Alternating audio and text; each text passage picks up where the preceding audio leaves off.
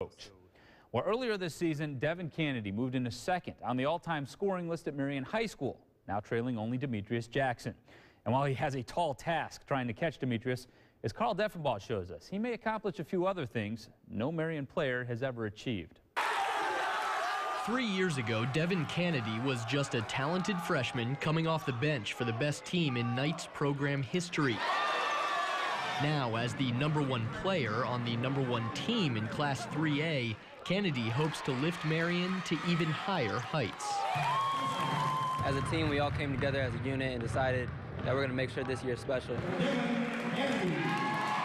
As a senior, he's doing not a little, but a lot of everything for the 7-0 Knights, leading the team in points, rebounds, and assists. But his evolution goes far beyond the stat sheet. The game has slowed down for him quite a bit. I mean, I think when he scores 26 to 30 points, it's not rushed. It's not putting up a bunch of shots.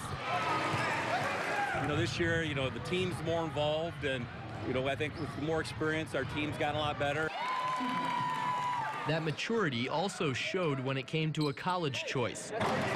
Cannady will leave home next year to take on the rigors of a Princeton education, playing hoops for the Ivy League power. One day that ball will stop bouncing, and how hard that is for me to actually comprehend and understand is true. Obviously, I do have the goals and aspirations to play basketball further on, but if it doesn't happen, then I know that I'll definitely have a sturdy foundation with Princeton. But first, he has unfinished business. Cannady got a taste of semi-state as that young freshman and now wants the full meal. Knowing what it's like not to make it, and I don't want to have that feeling again. It's been a bad taste in my mouth ever since my freshman year, and I kind of want to get it out of my mouth and go down to state, and I think this is a group that can definitely do that. One last ride for this Marian Knight. Carl Deffenbaugh, WSBT 22 Sports. And as we told you earlier this week, Marian's also the #1 ranked team in the state. They're going to play South Bend Riley tomorrow night in a really important NIC game.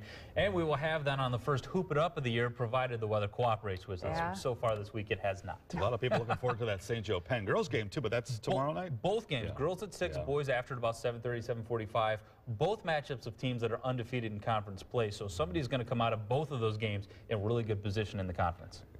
All right.